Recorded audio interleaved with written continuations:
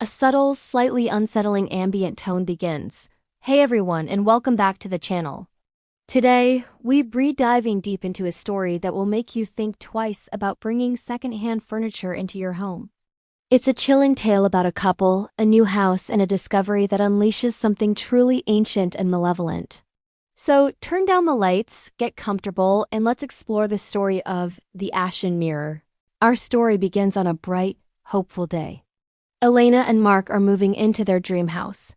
It's a little old, a bit dusty, but it's theirs. They're exhausted but happy, surrounded by boxes filled with their future. As Mark brings in the last box, he points out something left behind by the previous owner, a large object shrouded in a dirty canvas sheet, leaning against the fireplace. Elena, intrigued, pulls back the cover. What she reveals is a stunning yet imposing Victorian mirror. The frame is carved from dark, almost black wood, and the glass, though clean, seems to drink the light from the room.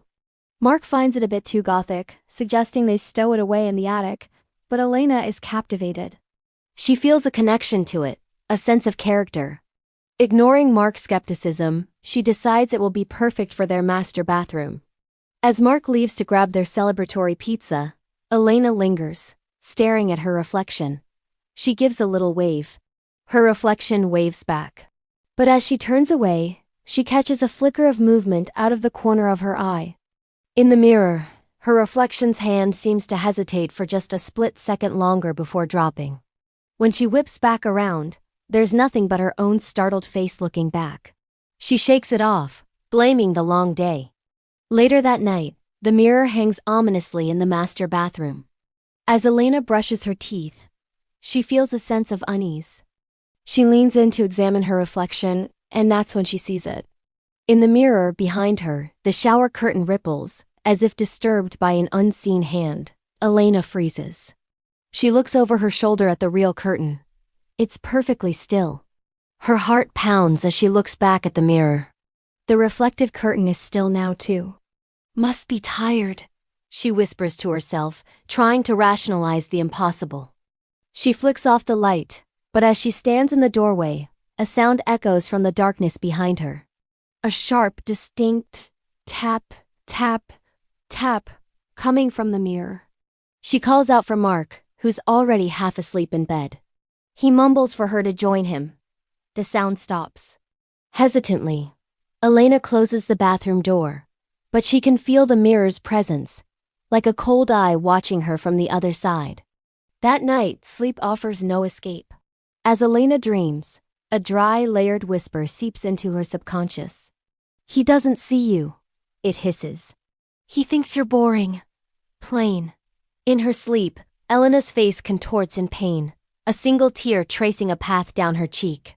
The voice continues, its tone both seductive and venomous. I see you. I know what you want. Let me in. Elena jolts awake with a gasp, her body trembling. The bedroom is silent, save for Mark's soft snores. Her eyes dart to the closed bathroom door. She knows with a terrifying certainty that she is not alone. Whatever is in that mirror is awake, and it's calling to her. The next morning, exhausted and on edge, Elena confronts the mirror. What do you want? She demands, her voice shaking. Her reflection stares back, empty and unresponsive. I'm not crazy, she pleads. Leave me alone. In a moment of desperation, she splashes cold water on her face. But when she looks up, everything has changed. The face staring back is hers, but horribly twisted. The skin is a deathly gray, cracked like dried mud. The eyes are a milky, sightless white, and the lips are as black as ash. This is the Ashen, wearing Elena's face. It smiles, and in a dry, rattling version of her own voice, it speaks. You're so weak. You let him walk all over you. You need me. Elena stumbles back, pure terror seizing her. No, no. She whimpers. The creature in the mirror continues its assault. I'm so cold. It's been so long. Just open the door, Elena. It's just glass.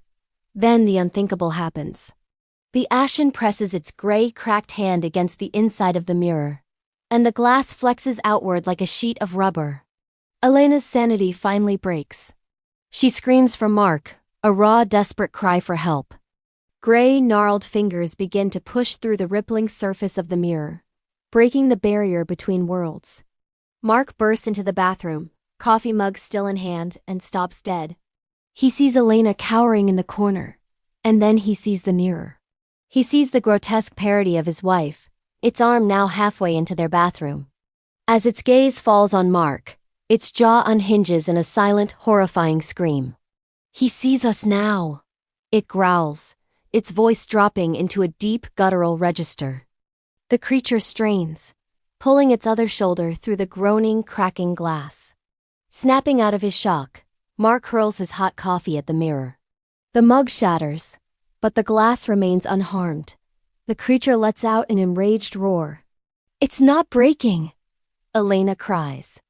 Driven by adrenaline and a primal need to protect his wife, Mark grabs the heaviest thing he can find, the heavy porcelain lid of the toilet tank. He raises it high above his head, his voice a guttural yell. "Get away from her!" He brings the lid down with all his might, smashing it into the center of the mirror. An unearthly shriek tears through the air, mixing with the explosive sound of shattering glass. The emerging creature is violently thrown backward, dissolving into a cloud of fine, gray dust before it can fully escape. The glass rains down onto the tile floor. And then, silence. Elena and Mark stand panting, covered in coffee and tiny shards of glass. The ornate frame on the wall is now just an empty, jagged maw. Is it gone?" Mark asks, his voice trembling.